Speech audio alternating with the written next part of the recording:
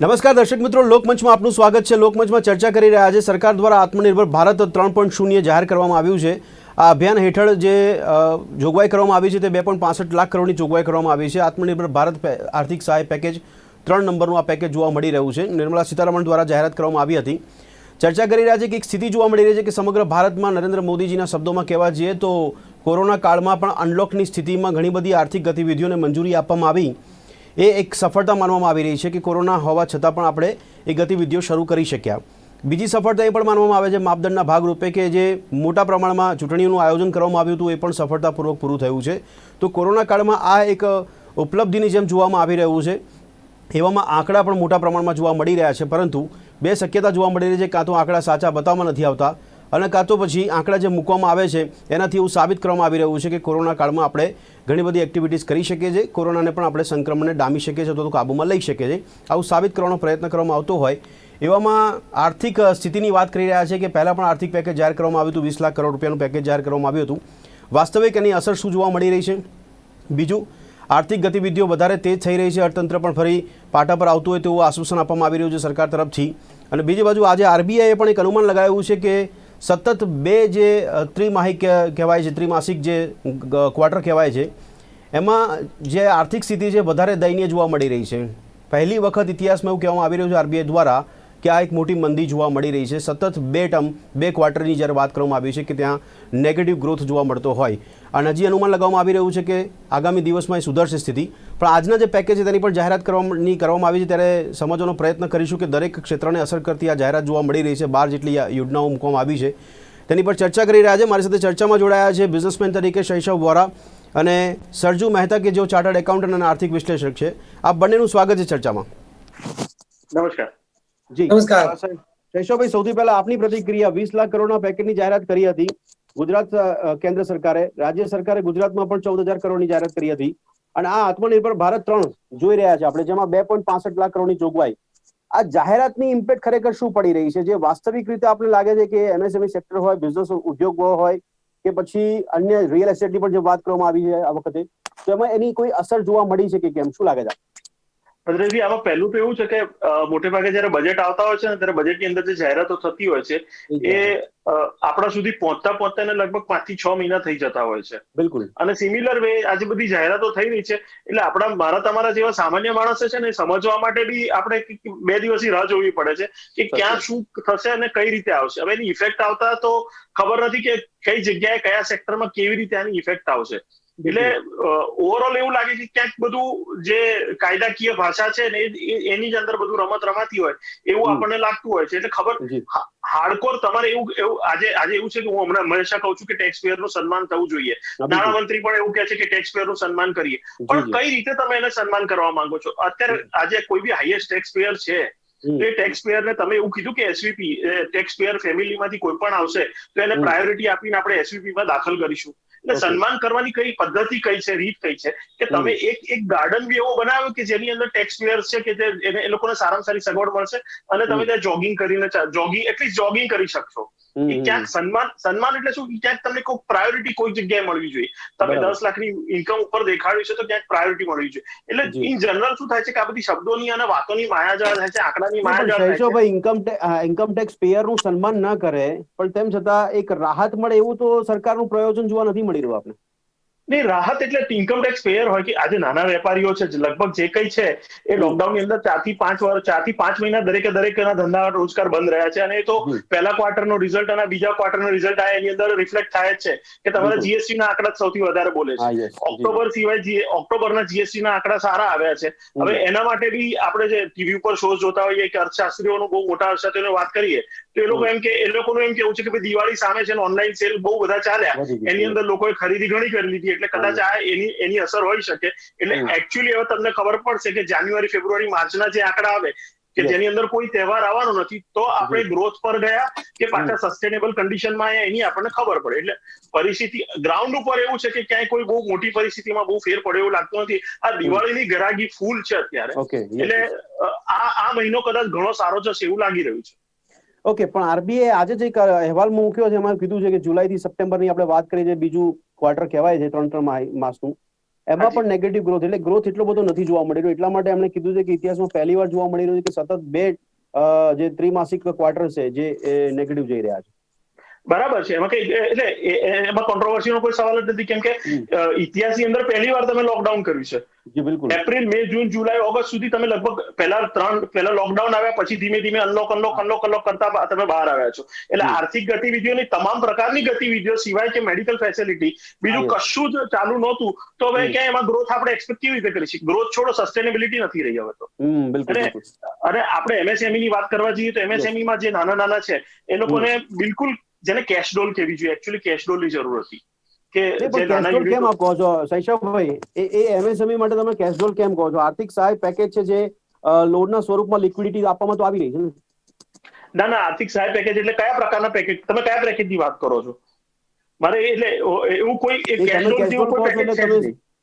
Cache ડોલ એટલે મારું કેવું એવું છે કે ભાઈ જેની 3 લાખ તમે ઇન્કમ ટેક્સ પેયર છે, કે જેનું ઇન્કમ ટેક્સ રિટર્ન જઈ રહ્યું છે, કે જેને 3 લાખ સુધીની આવક બતાડેલી છે, એન્ટરપ્રિનર છે, નાનો એન્ટરપ્રિનર છે, તો એને કઈ કેશ ડોલ આપી. જેમ ખેડૂતોને તમે દર વર્ષે 6,000 રૂપિયા ખાતામાં નાખો છો, એમ એક નાનકડો ઉદ્યોગકાર છે કે નાનકડો વેપારી છે કે જે પોતે 3 લાખ કે 5 લાખની આવકનું ઇન્કમ ટેક્સનું રિટર્ન ભરી રહ્યો છે, એને ક્યાંક કઈ કેશ ડોલ મળે અથવા ટેક્સ બેનિફિટ મળે. એટલે આવી આર્થિક સહાય પેકેજના ભાગરૂપે એ પ્રકારની લોન તો મળી રહી છે ને શૈશવભાઈ, કે જેમાં વ્યાજ વગરની લોન મળી રહી છે?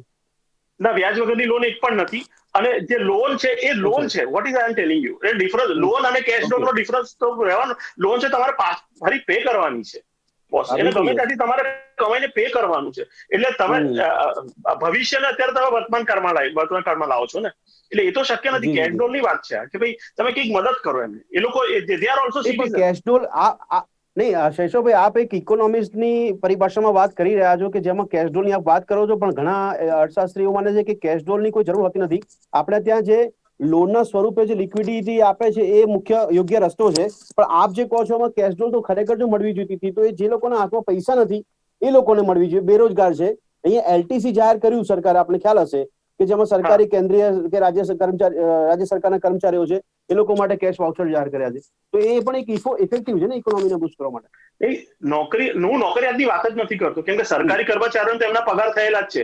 પ્રાઇવેટની અંદર જે એકદમ નાના ઉદ્યોગકારો છે, કે નાના દુકાનવાળા છે, નાના વેપારીઓ છે, કે જેમને 4 મહિના શટર બંધ હતા કમ્પ્લીટલી, અને એ તો આપણને બધાને ખબર છે. એટલે અને છતાં એ લોકોને એમના એમ્પ્લોયને સાચવવા માટે એમણે પગાર કર્યા છે, એમનાથી થાય એટલું બધું કર્યું છે. તો એ ત્યાં કઈ કેશ ડોલની જરૂર છે? તમે 10 લાખનું ઇન્કમ ટેક્સ રિટર્ન ભરતા એને કઈ કરવાની જરૂર નથી. Okay.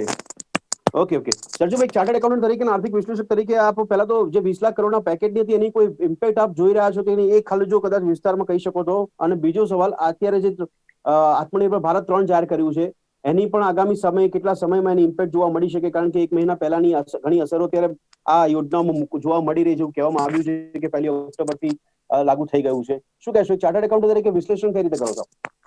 Hareshbhai, first of all શૈશવભાઈની ઘણી બધી વાત સાથે હું સહમત નથી, જે સ્ટાર્ટિંગમાં વાત થઈ છે એમાં.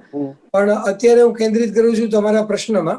ચોક્કસ. કે 2 ભાગમાં આપણે વાત કરીએ. આજની જાહેર થયેલી આત્મનિર્ભર ભારત 3, બરાબર, અને એ પહેલાના થયેલા પેકેજ જે તમે 20 લાખ કરોડની વાત કરી, એ બંનેની અસરની વાત કરીએ તો જે સ્ટાર્ટિંગમાં એપ્રિલ, મે, જૂનમાં જે બધા યોજનાઓ પેકેજ જે કઈ જાહેર કર્યો, એ આપણે આની પહેલા 10મી તારીખે આપણે જયારે મળેલા આ શો પર, ત્યારે મેં વાત કરેલી કે એ સમયે આપણે એક બુસ્ટર ડોઝની જરૂર હતી. આપણે ઇમિજિએટ સહાયની જરૂર હતી, પબ્લિકને જરૂર હતી, વેપારીને જરૂર હતી. એ વસ્તુ ગવર્મેન્ટે કરી. અત્યારે જે આજે આત્મનિર્ભર ભારત 3 આવ્યું છે અને 12 મુદ્દાનો કાર્યક્રમ જાહેર થયો છે. આ સાથે ટોટલ 30 લાખ કરોડ રૂપિયાનો પેકેજ આજ સુધી કોવિડ પછી જે કઈ સરકારે આપ્યો એનો ટોટલ થયો છે. આ 30 લાખ કરોડ મારા માટે કોઈ રાજકીય આંકડા કે રીતે વાત નથી કરતો, પણ સાયોગિક રીતે જોવે ને તો 1930ની બહુ મોટી મંદી હતી. એટલે 30ની મંદી એવું બહુ વર્ષોથી પહેલા બોલાતું. તો જાણે એવું લાગે કે 30ની મંદી, એની સામે 30 લાખનું પેકેજ. એટલે તમે જોવો ને તો આની અસર બહુ દૂરોગામી અને બહુ સરસ છે. 12 પોઈન્ટમાંથી તમે સૌથી પહેલો પોઈન્ટ જે શૈશવભાઈએ વાત કરી કે ભાઈ નાના વેપારીઓને તકલીફ છે એનું શું, તો અત્યારે જે આ એક સ્કીમમાં વાત આવી છે ECLGS 2, એટલે કે emergency credit line guarantee scheme 2, હા યસ. એની તહેત 20% જે કોઈ માણસ જે કોઈ રકમ લોન તરીકે વાપરે છે, મોટા ભાગે નાનો વેપારી વાપરે છે, ઇન્ડસ્ટ્રીઝ વાપરે છે, એને સરકારે આજથી ઇફેક્ટ થાય એવી રીતે 20% એની એડિશનલ લોન આપી છે. એની ઉપર ઇન્ટરેસ્ટની કેપ પણ મૂકી છે, એટલે દરેક ઇન્સ્ટિટ્યૂટ કે કોઈ પણ બેંક વધારે વ્યાજ લઈ શકશે નહીં. પ્લસ એની ઉપર 1 વર્ષનો મોરેટોરિયમ આપ્યો છે, એટલે 1 વર્ષનો મોરેટોરિયમ અને 4 વર્ષનું રીપેમેન્ટ. હવે તમે વિચારો કે જયારે હું કોઈ પણ પૈસા વાપરતો હોઉં, કોઈ પણ લિમિટ હું વાપરતો હોઉં, જયારે મને 20% લિક્વિડિટી મળે છે, વેપારીને જો 20% લિક્વિડિટી મળે એટલે ઓલ ટુગેધર એનું એક 5મા ક્વાર્ટર જેટલી લિક્વિડિટી થઈ. સરજુભાઈ, આપે બહુ સારી વાત કરી લિક્વિડિટીની. આપણે એમને પણ શૈશવભાઈને પૂછી, આપે કીધું કે એમની વાતથી સહમત નથી, પણ જે લિક્વિડિટીની આપ વાત કરી રહ્યા છો એમાં તો સૌથી પહેલા તો વેપારીઓને ભરોસો નથી બેસતો, પહેલો સવાલ. બીજો સવાલ કે લિક્વિડિટી લેવા માટે તૈયાર કેટલા થશે? કારણ કે એ આખરે જેમ શૈશવભાઈ કહે છે તો લોન પેમેન્ટ કરવાની વાત આવી ને, અને એમાં મોરેટોરિયમનું પણ અત્યારે તો આ સુપ્રીમ કોર્ટમાં મુદ્દો પહોંચ્યો હતો, પણ લોન પેમેન્ટ કરવા મોરેટોરિયમમાં પણ વ્યાજ ગણવામાં આવી રહ્યું છે કે વ્યાજ માફી નથી થતી એમાં. ના, જો મોરેટોરિયમમાં ક્યારેય વ્યાજ માફી ન હોય. સુપ્રીમ કોર્ટે જે વાત કરી છે, જે સુધારો કર્યો છે, એ વ્યાજનું વ્યાજ, એટલે કે વ્યાજ જે ડિફર કર્યું હતું એની ઉપર જે વ્યાજ લેવાતું હતું એ માફ કરવાનું કીધું છે. અને મારા હિસાબે વ્યાજ માફીની કોઈની માંગણી ક્યારેય હતી જ નહીં. ત્રીજી વસ્તુ એ છે કે વેપારીને કેશ લોન ક્યારેય કોઈએ માંગી નથી. તમે વેપારીને લિક્વિડિટી આપો છો, એટલે વેપારી એનાથી સૌથી મોટી જે વસ્તુ બની રહી છે એ સાચી જોવાની છે કે આજે માણસ જયારે માણસોને છૂટા કરી રહ્યો છે, બેરોજગારી થઈ રહી છે, ત્યારે આજે એને મળશે ને ધંધામાં 20% પૈસા, તો એ જે બેરોજગારી થતી હતી એ અટકશે. એની સામે તમે જે વાત કરો છો કે ઇમિજિએટ પૈસા ક્યાં મળે છે, એનું બહુ સરસ અને સાચું તમારો પ્રશ્ન ત્યાં છે. એ પ્રશ્નની જોગવાઈ કરવા માટે જ્યાં સુધી હું સમજ્યો છું, એમણે 3 વસ્તુ આપી છે. આની ઇફેક્ટિવનેસ આવનારા દિવસો જ કહી શકે છે. બરાબર છે. પ્રયત્ન પૂરો થાય, પણ પ્રયત્નનું અમલીકરણ કેવું થાય છે એ હવે આગળના દિવસોમાં જે કહી શકે. હું શૈશવભાઈને પૂછું, પણ એક સવાલ બીજો, આપ તો ચાર્ટર્ડ એકાઉન્ટન્ટ છે. અત્યારે જે જીએસટી નું કલેક્શન વધારે જે જોવા મળી રહ્યું છે, એના આધાર પર સરકાર લોકોને આશ્વાસન આપી રહી છે કે ઇકોનોમી બુસ્ટ થઈ રહી છે. આની પાછળનું કારણ શું લાગે છે આપણે? જો એ થોડું એવું કહી શકાય કે એ થોડું જાંજવાના નીર આપણે શબ્દ વાપરતા હતા, મૃગજળ જેવું છે. સી જીએસટી છે ને કન્ઝમ્પશન પેટર્ન ઉપરનો ટેક્સ છે. બિલકુલ. એક્સાઇઝ હતો એ પ્રોડક્શન ઉપરનો હતો. હવે તમે જુઓ કે 2 ક્વાર્ટરમાં જે કાંઈ ઉત્પાદન થયું એમાં જીએસટી કલેક્શન નહોતું, કારણ કે કન્ઝમ્પશન પેટર્ન નહોતી. ફેસ્ટિવલ ડે શરૂ થયા છે સપ્ટેમ્બર એન્ડ થી, ઓક્ટોબર થી, અને આખો ઓક્ટોબર. એટલે ઓક્ટોબર અને નવેમ્બરના જીએસટી ના કલેક્શન ફિગર વધારે જ આવશે. આખું હિન્દુસ્તાન સપ્ટેમ્બર અને ઓક્ટોબર આપણા માટેના મેઇન ફેસ્ટિવલ ડેઝ છે. અને જીએસટી એક એવો ટેક્સ છે જે કન્ઝમ્પશન પેટર્ન ઉપર છે. એટલે એ થોડું મૃગજળ સમાન સામેલ થવાનું છે. આ મહિનો આપણો પૂરો થાય પછી નવેમ્બર થી ફરી વખત આપણે પાછું ડિસેમ્બરના કલેક્શન ઓનલાઈન પરચેસિંગ જે છે એના આધાર પર આ ગણતરી કરવામાં આવી રહી છે. ઓનલાઈન પરચેસ એક જ એમાં કારણભૂત નથી થતું. દરેક માણસ કન્ઝમ્પશન પેટર્ન અત્યારે આજે ગ્રોસરી શોપમાં પણ માણસ આજે જવાનો છે. દિવાળીની ખરીદી બી આજે જ કરવાનો છે. ઓક્ટોબરમાં એને નવરાત્રી માટે પૈસા ખર્ચેલા છે. એવી જ રીતે આખા ભારતમાં દરેક ફંક્શન અને દરેક રિલીજીયસ પેટર્ન આખી 2 મહિનામાં ચાલી. ઓકે, સરજુભાઈ, આ જે અત્યારે ખરીદારી થઈ રહી છે એ લોકો પાસે પૈસા છે એટલા માટે કે જે આ સંકટ સમયમાં એમની પાસે બચેલા જે પૈસા હોય એનો ઉપયોગ અત્યારે તહેવારમાં કરી રહ્યા હોય એવું લાગે છે આપણે, કે એમની પાસે સરકારની કોઈ સ્કીમના આધાર પર પૈસા આવી ગયા પછી ખરીદી કરી રહ્યા છે? ના, આ દરેક માણસે પોતાની 3 ખરીદી છે ભવેશભાઈ. એક માણસ પોતાની નીડ દબાવીને બેઠેલો, બહુ નાનકડી વસ્તુ કહું, બાળક મોટું થયેલું હોય, 12મી પાસ થઈને કોલેજમાં આવેલું હોય, પણ 5 મિનિટથી મોબાઈલ લેવા જેવાનો ટાઈમ હતો નહીં અથવા ડર હતો. થોડું પબ્લિક બહાર નીકળી છે, જે પૈસા બચાવેલા હતા, નીડ જે અટકાવેલી હતી 5 મહિનાની, એ ખરીદી બહાર આવી છે. કારણ કે થોડી અમુક ભારતના મોટા નાના સેન્ટરો ખુલી ગયા છે. એક એ ખરીદી ખુલી છે. બીજી 2 ખરીદીઓ ખુલી બીકોઝ કે ફેસ્ટિવ સિઝન. આપણે કે ને તમાચો મારીને પણ માણસ લાલ ગાલ કરતો હોય છે. તો ફેમિલીમાં આજે નાની પેટર્ન, નાના બાળકો માટેનું જે કન્ઝમ્પશન છે એ તો દરેક ફેમિલી કરવાનું છે.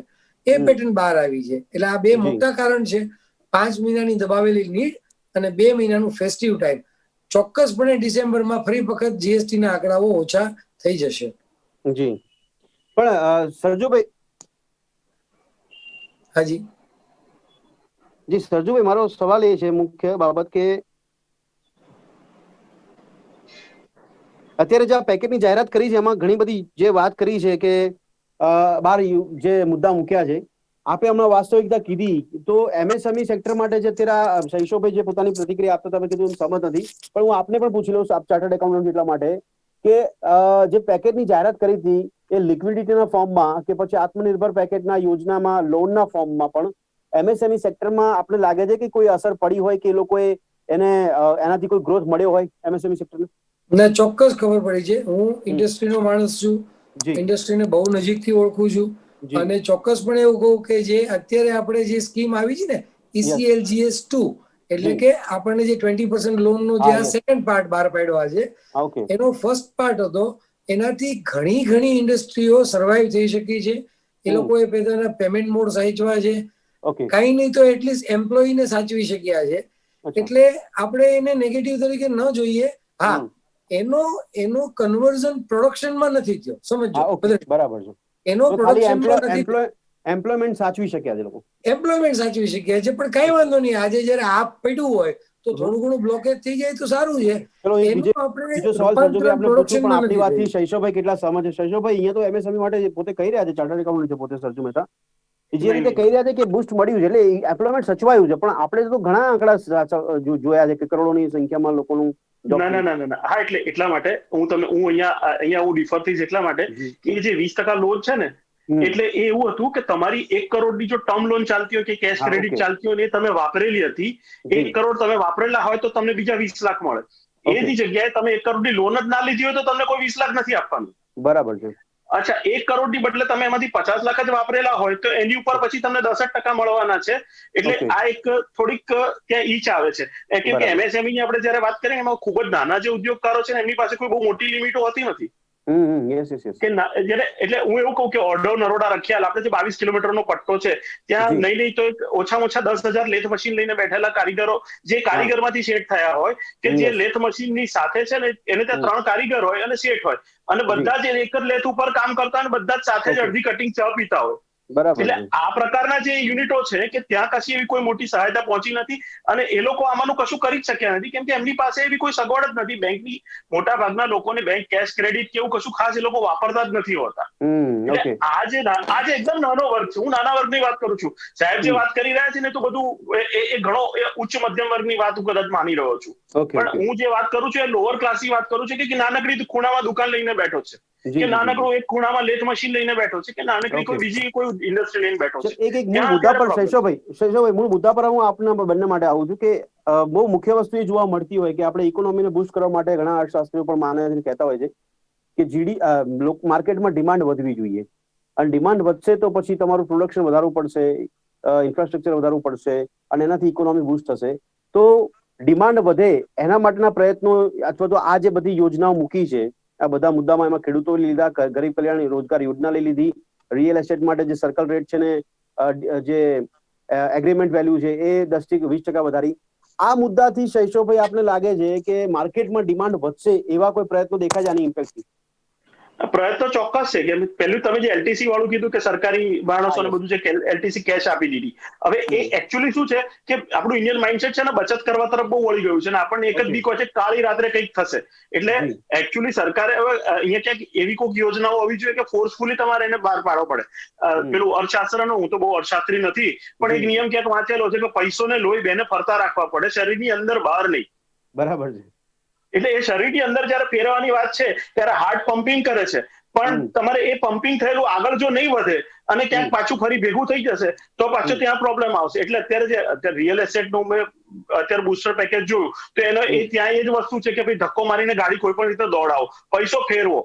એટલે આ પૈસો ફેરવવાની વાત છે, સરકાર એની રીતે પ્રયત્ન કરી રહી છે, પણ પબ્લિકનું માઇન્ડસેટ બી સાથે સાથે સમજવું જોઈએ. પબ્લિકને જયારે તમે અત્યારે અમેરિકન માઇન્ડસેટ છે, કમ્પ્લીટલી કન્ઝ્યુમર માઇન્ડસેટ છે, કેમ કે એમને ઘડપણની ચિંતા નથી, એમને છોકરાની ચિંતા નથી, એમને ઘણું બધું એમને સરકાર તરફથી પ્રોવાઈડ થાય છે.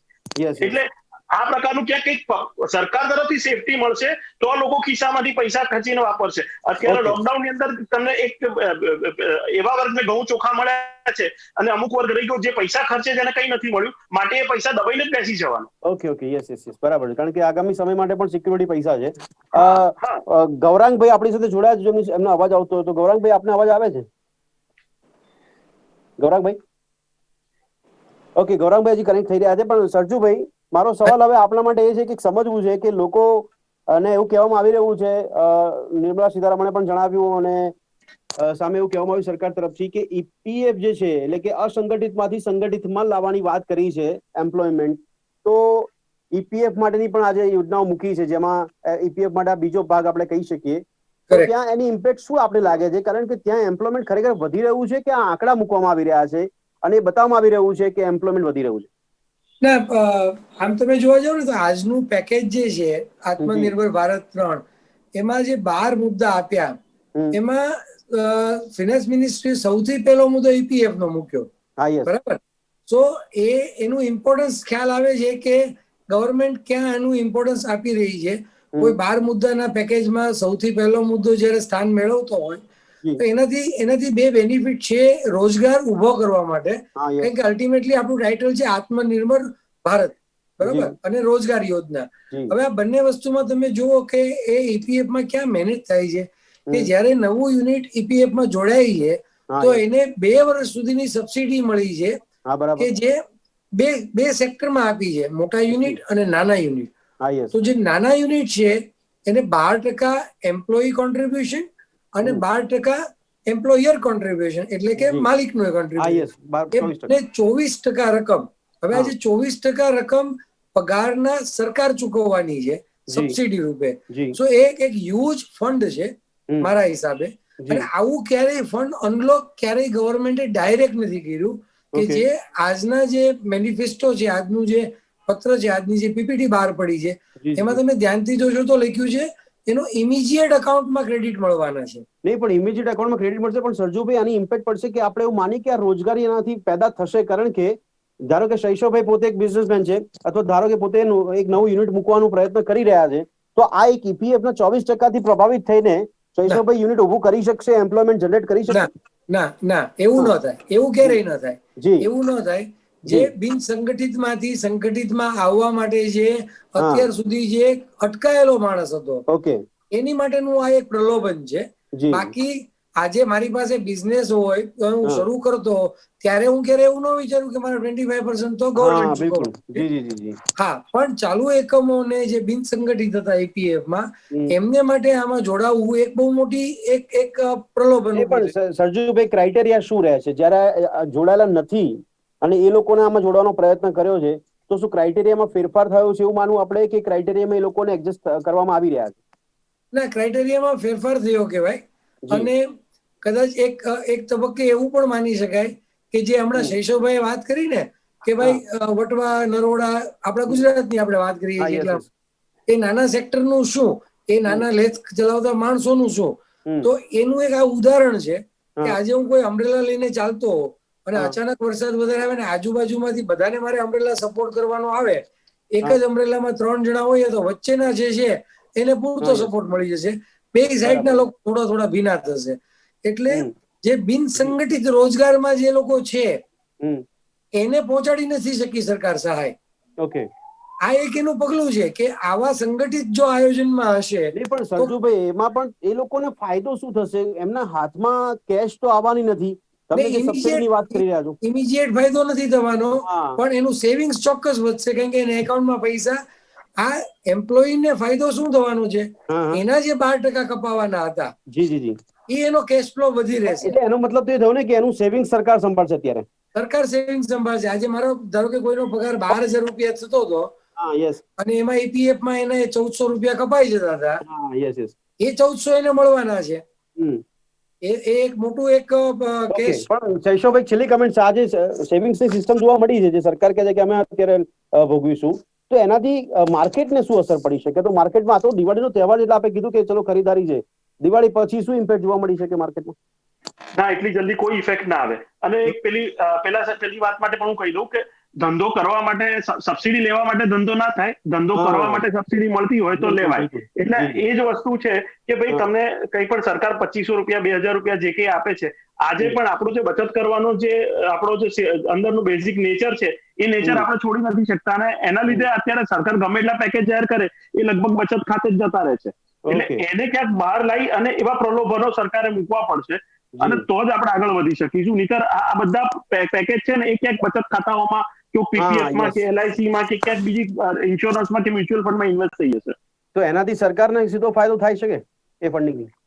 ના, ફંડિંગ થી સરકાર પોતાના જ પૈસા પાછા આપણને પૈસા આપી રહી છે, અને એટલે સરકારનું તો આપણે જયારે LIC માં પૈસા ભરીએ છીએ તો એ સરકારને આપણે દેવું, સરકાર પોતે દેવું ઉભું કરી રહી છે આપણા વતી, અને એ પૈસા ફરી પાછા આમ ફેરવીને પૈસા નાખે છે. એટલે સાયકલ ચાલ્યા કરે છે, જે માર્કેટમાં નથી આવતું પ્રોડક્શન ખાતે જવું જોઈએ કે નવા. એટલે આપણી સમજ પ્રમાણે શૈશવભાઈ કે રોટેશન જેટલું થવું જોઈએ પૈસાનું એ નથી થઈ રહ્યું.